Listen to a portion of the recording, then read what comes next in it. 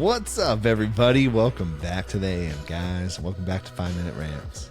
Well, guys, today I actually want to talk about learning, and it's interesting because it's just super interesting to me because learning is such a crucial part of life. But again, it's one of the underrated things, underrated items, actions, and defined words in life. Because you talk about learning, what's one of the first things people think of? School. Cool, that's not learning, right? School is a system. School is an institution, right?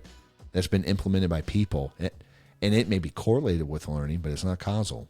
You are the sole source and the sole cause of whether you learn.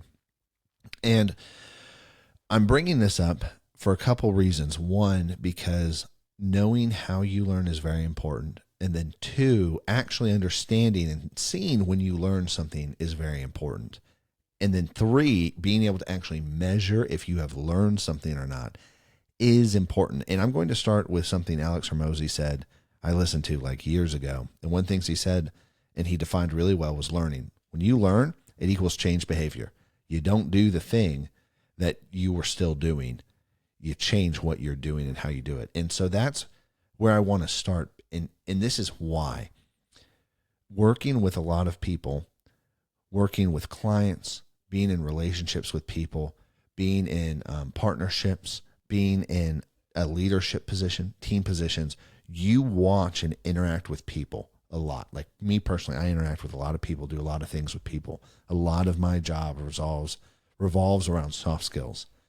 And it's interesting to me because I will watch people and I will watch them not learn. But they have a feeling and thoughts of that they're learning. But evidence of learning means changed behavior. And learning is neither positive nor bad. You can learn to do bad things, and you've learned them, and you've changed behavior to do that. You can learn to do good things and helpful things, but there's changed behavior. And that's a whole nother thing. We'll talk about how we assume things are either like straight up good or straight up bad, and we're just on one side or the other, already making judgment calls without taking a step back and going, oh, it's neither. It's an actual action and change that takes place in me. And then I get to choose whether I use it for good or bad. So anyways, going back to learning, okay? And I don't know if I'm losing some of you guys on this. I think like this. But the point of what I'm trying to say is this. If you want to learn and change, it really helps to map out, what does it look like? If I've really understood what I'm doing and I have mastery of what I'm doing, what does the outcome look like? And to give you an example, a couple days ago when I was recording an episode, I forgot to press record on the podcast equipment. I pressed record on all the audio equipment, right? And the video equipment, but not on the actual, hey, I want to keep this as just an audio track. And then today I thought about that exact moment and said, oh, this is how I made the mistake. I'm going to change my behavior so I don't make that same mistake again, because I've done it twice. Over a course of, I don't know, a year and a half, 2 years now, almost.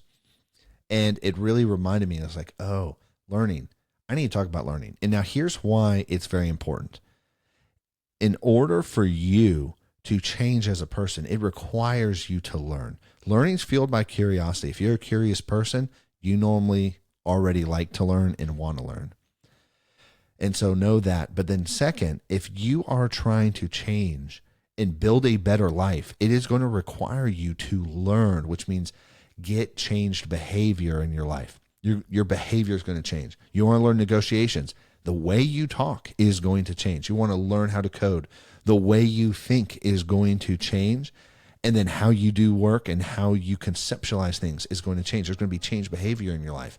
And so if you can map out what that person looks like who has learned whatever you're trying to learn, what you need to learn in order to proceed into the next stage of life, you can then measure that too and be like, wow, how far away am I? How close am I? Right? Now, here's the other thing. If you're a leader, you can actually now help people learn because you understand how learning occurs. You understand how learning happens, right? Where there's a belief change, because that's part of what learning does, is just knowing truth and knowing fact doesn't change any belief. There has to be a belief change, right? And all these things occur. And then you walk down the line And I'm saying all of this because if somebody could simply have defined a lot of these things early on for me, it would have helped so much in just understanding. So anyways, guys, I'm way over like usual, and I'll catch you later. Peace.